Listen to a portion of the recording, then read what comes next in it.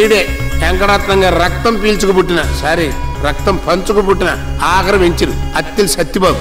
LKG వరకు చదివాడు. అన్నలు తెల్లారుజామున ఇంటికి వస్తే వీడు తెల్లారకుండానే లేచి రెడీ అయిపోయాడు. ఈయనేం చేస్తాడు చూడండి.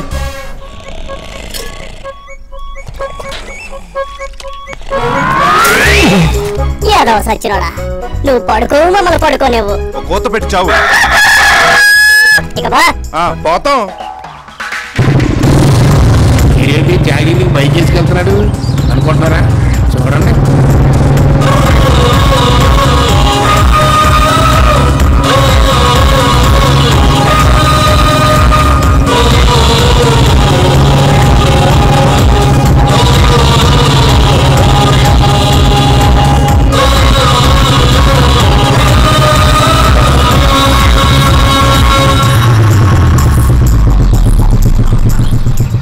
వందిస్తావా? వస్తాను. ఓ 50 ఇస్తావా? నేనే వస్తాను.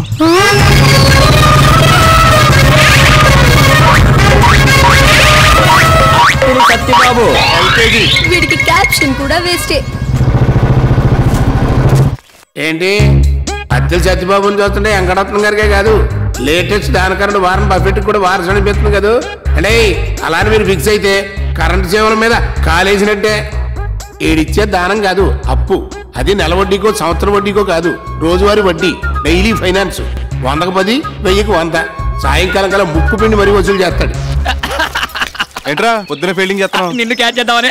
మ్యాటర్ ఏంటి? ఈ రోజు నా హ్యాపీ బర్త్డే. మన ఫ్రెండ్స్ అందరికి పార్టీ ఇద్దాం అనుకుంటాను. తప్పకుండా వచ్చేస్తా. మ్యాటర్ అది కాదు, ఓ 1000 చేపదులు ఇచ్చావు అనుకో, రేపు ఉదయం 9 గంటలకల్లా ఇచ్చేస్తాను. దీనికి ఇంత మొహమాట పడిపోతావేంట్రా? ఆయన షాప్ కి తీసుకెళ్ళి. థ్యాంక్స్ రా. అన్నట్టు నీకు ఫ్లాష్ న్యూస్ తెలుసా? ఏంటి? పొట్టి విరేగాడు స్టంప్స్ తనేశాడు. ఊరేడమ్మా. ఎప్పుడు? రాత్రి. ఇప్పుడే శవాన్ని పెవిలియన్ తీసుకెళ్లారు. బాబు దండే. నేను ఆన్ శవానికి.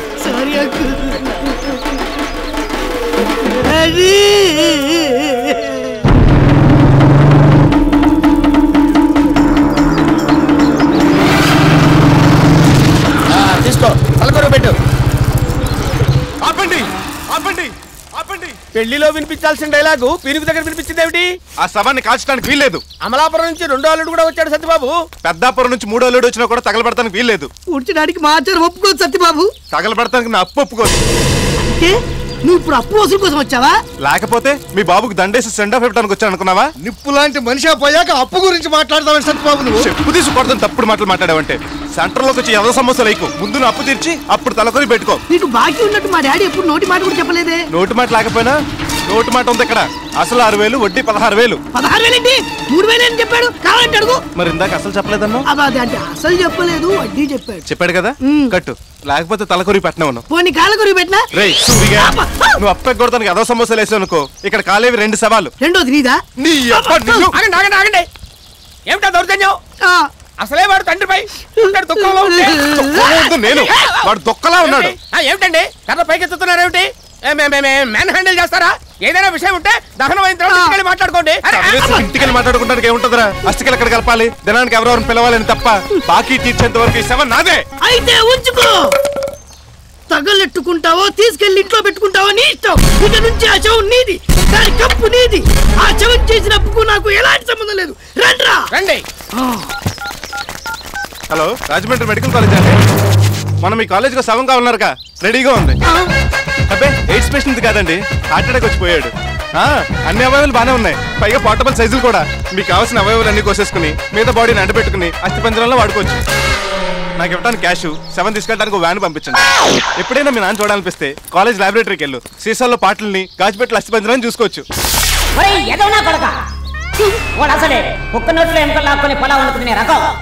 వాడికి పెట్టుకోకుండా వాడి బాధ్యత వాడు కట్టేసాయి, లేకపోతే ఆ కాలువలను ముక్కలు ముక్కలుగా పోచేస్తారు. సరే, ఆ బాకీ నేను కట్టేస్తా. అయితే ఇక్కడ ఒక సంతకం పెట్టుకో. ఇప్పుడు నిప్పెట్టుకో. అమ్మయ్యా, ఇప్పుడు హ్యాపీగా ఉంది.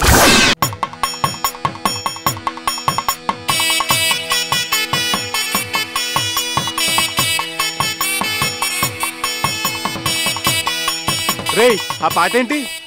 ఈ జీవన తరంగాలలో మన వెళ్ళేది పెళ్లికి, చావు కాదు, సీతారాములకి వెళ్ళిన పాట ఏదైనా వాయించు. ఓకే ఓకే, నువ్వు అలా కూయితే కుమ్మేస్తాం. కుమ్మింది చాలు, సామాన్యుని బండికి ఇచ్చండి, టైం అవుతుంది. కరెంట్ ఎక్కడా? ఇక్కడున్నా అన్న, వైర్లని కరెక్ట్ గా ఉన్నా, లైట్లు వెలగట్లేదు. వెలగడానికి కావాల్సింది వైర్లు కాదు, కరెంటు. ఓ కరెంట్ లేదా? నీకు బుర్రలేదు. ఓ నీకు ఇప్పుడు తెలిసిందా? పక్కన ఇంతమంది గుండు సామాన్లు పెట్టుకున్నా దమ్ము కొడతామేంట్రా? ఏదో రోజు నీతో పాటు నా షాప్ని కూడా తగలెట్టేస్తావు. అండి నిప్పుతో సెలగట్టమనేవండి, నా ఫస్ట్ ఎయిడ్స్ నాకు ఉంటాయి. ఎయిడ్సా? అబ్బా జాగ్రత్త అండి. ఎవరికి ఇన్సూరెన్స్ లేదు, ఆ విషయం గుర్తుపెట్టుకోండి. రే మండపం, రే గుడ్డెద్దు చూసుకుంటావు. సారీ బాసే. ఆ మెయిన్ షామీనకు బొక్కడిని చూసావా? వేస్తాను కదా ప్యాచ్. వీడియో ఎక్కడ? ఇక్కడ ఇక్కడ చూస్తానండి. Very good. ఇప్పుడు నవ్వుతూ చెరో పువ్వు తీసుకొని బొట్టు మీద పెట్టుకొని ఎల్లకెళ్ళ పడుకోండి. రాఘవేంద్ర స్టైల్లో సాంగ్ తీస్తా. రెడీ? అప్పుడు నేను ఉద్యోగం నుంచి చేస్తాను. ఏం చేస్తున్నారా? ఆ పెళ్లి కూతుర్ని యాంగిల్ చూపిస్తే బాగుంటుందో ఈ పాపల మీద ప్రాక్టీస్ చేస్తారా? ప్రాక్టీస్ చేసిన చాలు, బయలుదేరండి. ఏంటి ఇంకా చూస్తున్నారు? ఎక్కండి. ఇది ఎక్కడ కొన్నావు సత్యబాబు? చూడడానికి కుక్కల బండి లాగుంది. అది కుక్కల బండే. ఇది ఎక్కడ దొరికింది ఏంటి? మా బావతో రికమెండ్ చేయించుకుని 2200 పెట్టి మున్సిపాలిటీలో వేలం పడాను. బండి నిండా సామానే ఉంది, ఇంకూసడానికి చోటు ఎక్కడ? కనీసం మా గట్టిమేళం టీం కోసమే ఓ ఏసీ ఓలో బస్ సెట్టొచ్చు కదా. మీకు కుక్కల బండి ఎక్కువ. ఎక్కండి. రే డోలకు వీళ్ళ సాంబార్ గిల్లో కూర్చో. ఇదిగో అందులో నేను ఎప్పుడో ఖర్చు వేసాను. రే నీ పర్సనాలిటీకి నేతి గిన్నె ఎక్కువ, నీకు సాంబార్ గిన్నె ఎందుకురా? ఇదిగో నేను ముందే చెప్తున్నా, ఆ పలా కింద నాది. అడ్వాన్స్ గా దాంట్లో చెప్పేసి బుకింగ్ చేసుకున్నాను. చెప్పేసావా? రే అది అసలే బ్రాహ్మణ ఇంటి పెళ్లి. ఆ వంట బాబు చూడకుండా వండేసాడు అనుకో, వెజ్ పలావ్ కాస్త మటన్ పలావ్ అయిపోతుంది, పెళ్లి ఆగిపోతుంది. ఆ చెప్పు తీసి ఆ గిన్నె ఇడికిపో. నేను చక్క నేను పోల్ పాప దాంట్లో కూర్చొని గోతుల్లో ఒకరి మీద ఒకరు పడుతూ వెళ్దాం అనుకున్నాం. చూడు ఎంత డిసప్పాయింట్ అయిపోయిందో. చూస్తావంటే ఎక్కువ అందులో కూర్చుంటే నా సంగీతాన్ని మసైపోద్ది కదా. నీ సంగీతం విన్నాక జనం ఏది కూడా మసే కదా. చూడు సత్యబాబు, మేమెక్కడ చావాలా? రే ఆ టైర్ కింద పడి చావరా, దరిద్రం వదిలిపోతుంది. అలాగే చేస్తాం. అవును పంతులేడి?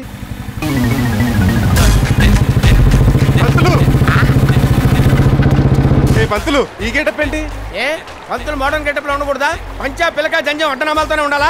నేను ఈ గెటప్ లో చూస్తే ఎవడు పంతులు అనుకోడు. ఊరెరిగిన బ్రాహ్మణుడికి వితౌట్ షర్ట్ ఎందుకని, పైగా బేర్ బాడీ వెళ్తుంటే ఎక్స్పోజింగ్ ఎక్కువైపోయి లేడీస్ ఫాలోయింగ్ ఎక్కువైపోతుంది. సరే నేను సోకుల వారు పెళ్లి చూపులకి కదా, ఏమైంది? షరా మామూలే.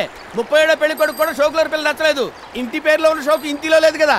కాకపోతే అదే పెళ్లి కొడుకి పిల్లవారి పిల్ల నచ్చింది. అది లేచిపోయిందిగా. వాడి దగ్గర మ్యాటర్ లేదని వెనక్కి వచ్చేసింది. రేపు 11 పెళ్లి. Very good. షామేనా కాంటాక్ట్ మందేగా? అదే కొంచెం డౌట్ గా ఉందయ్యా. అంటే నువ్వు వాడికి సబ్బే లేదా? సబ్బు షాంపూ కలిపేశా. అయినా కూడా షామియానా లైటింగ్ రాజమండ్రి నుంచి తప్పిస్తే ఎలా ఉంటుందని అడుగుతున్నాడు సుంఠ. పంపలు అంటుకుంటాయి. 600 అయినా సరే ఆ రాజమండ్రి మండపవాడు మన మండలంలోకి ఎంటర్ అవడానికి వీలేదు. ఏంటి మన లీకేజ్ వైర్లు, మాడిపోయిన బల్బులు, బొక్కలు పడ్డ టెంట్లు, డొక్కు కుర్చీలు, మోగన్ మైకులు అన్న నిజాలు మొత్తం ఊరందరికి తెలిసిపోతుంది. ఓ ఇందులో ఇంత సునామీ ఉందా? మరి ఇప్పుడు ఎలా?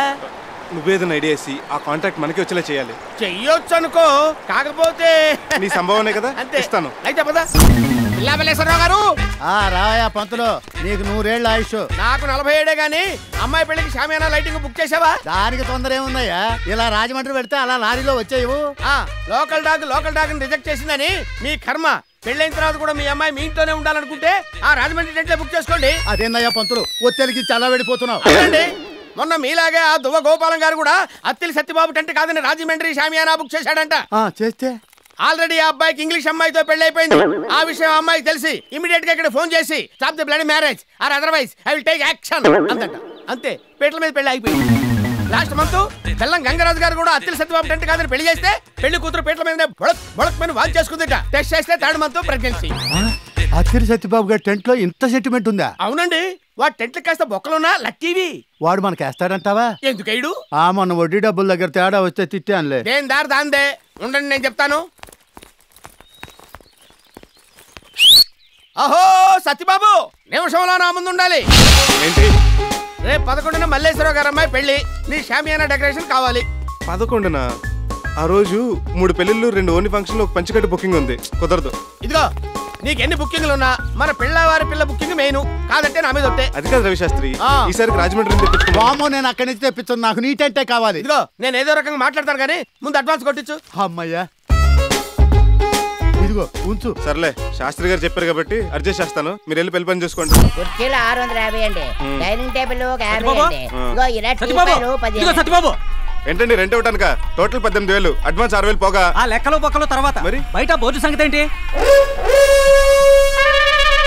ఏంటిది? తోకల వారి పెళ్ళని రాయకుండా తొక్కలో పెళ్ళని రాస్తావా? తొక్కలోది. మా ఏదో సరిగ్గా చదువుకోలేదండి, నేను మార్పిచ్చేస్తాను, మీరు వెళ్ళండి. త్వరగా మార్పించు. ఏడాడు అదిగో అక్కడ ఉన్నాడు. తోకల వారి పెళ్ళని రాయమంటే తొక్కలో పెళ్ళని రాసేవింట్రా నువ్వే రాసావుగా నీ రాసిస్తే మాత్రం స్టాఫ్ నువ్వు చూసుకోకలేదా ఓ మర్చిపోయా నువ్వు ఎల్కేజీ కాదు నీ ముందు బోర్డు మార్చు అలాగే